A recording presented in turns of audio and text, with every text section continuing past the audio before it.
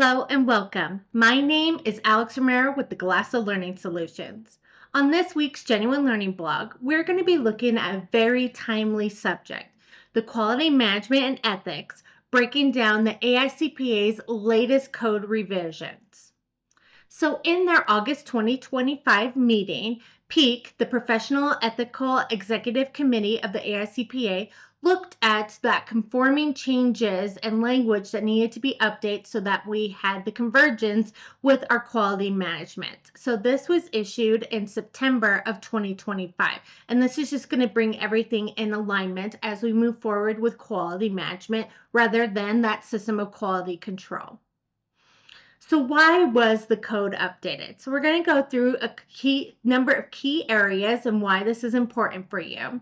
So really the biggest thing here is that we're wanting to align the terminology so that as we go through and we've implemented quality management, everything else is also going to be speaking about quality management. It is going to be harmonizing that AICPA's quality management and having those conforming amendments. And lastly, we are just doing a modernization of our code language here, and it's not going to be changing anything with our practice requirements. So once you're going through and you're implementing your system of quality management, these changes aren't going to be changing anything you're doing. It's just that the language now is going to align with your system of quality management. So what is really changing here? Well, not a lot. Nothing's changing as far as practice. It really is only going to be around that terminology. So we're seeing updates in the code, interpretations, and non-authoritative language. And as you're going through this, what you're really going to see is examples on that last bullet points that we're looking at quality control to that system of quality management. And the majority of edits are going to look like that last line exactly, where they're going to have the cross out of control and then the new word in place talking about management for that quality management. We also saw some updates from some key definitions that included the individual in a position of influence, not a position of position, but rather somebody that's going to be of influence. And again, only thing that's changing here is that we're talking about that system of quality management control activities. A network firm is going to, again, talk about that quality management control policies and procedures. And lastly, our partner equivalent is going to talk again about our system and standards for quality management.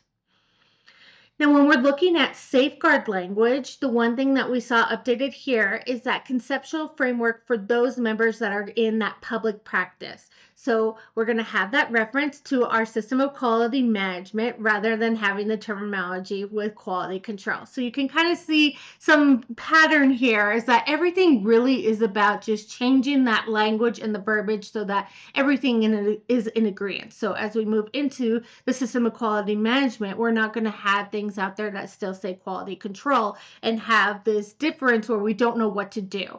Everything will be in alignment. Same thing with our independence implications. We're going to be looking at the quality management standards, and the breach of guidance now is going to require firms to be compliant with that SQMS number 1, the system of quality management number 1. Our non-authoritative guidance revisions are going to be much the same, looking at those plain English and question and answers being updated again for quality management, and really looking at that being the main thing that we're seeing across the board here. So what are our key takeaways? Well, the best news here is that these really are only terminology changes. So when you're looking at this, you don't have to worry about, oh, there's something new that I need to do here. It's not. It's just that now everything will all be in alignment so that quality management is consistent throughout. There aren't going to be any new responsibilities, so nothing changing in that regard. And this really is just aligning all the code language to our quality management standards, which is going to be helpful so that we don't have that diversity in practice. People understand exactly that we need to be looking at everything in the system of quality management, and everything else, all the outside literature is also going to be referencing that as well. And this again is going to be supporting that convergence and the consistency with our AICPA and AICPA ethics guidance. So what is our effective date with this? Well, it's going to be just the same as that effective date for needing to have your quality management system in place and implemented and running, which is December 15th, 2025. So as I said, super timely. We only have about a week or so left here. So something that needs to be put in right away so that you can make sure that you're hitting all those deadlines.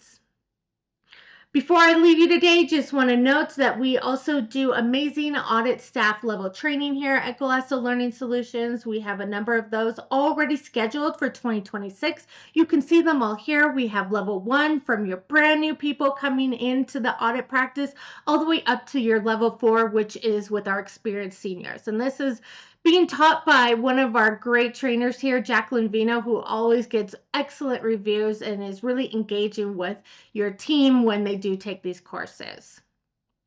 So again, thank you so much for joining me as we looked at what the code changes are and what Peak was looking at needing to have change with quality management standards coming into place. And as we saw, nothing really changing. It's just all going to be about that terminology and making sure that everything is in alliance. So thank you very much and have a wonderful week. Bye-bye.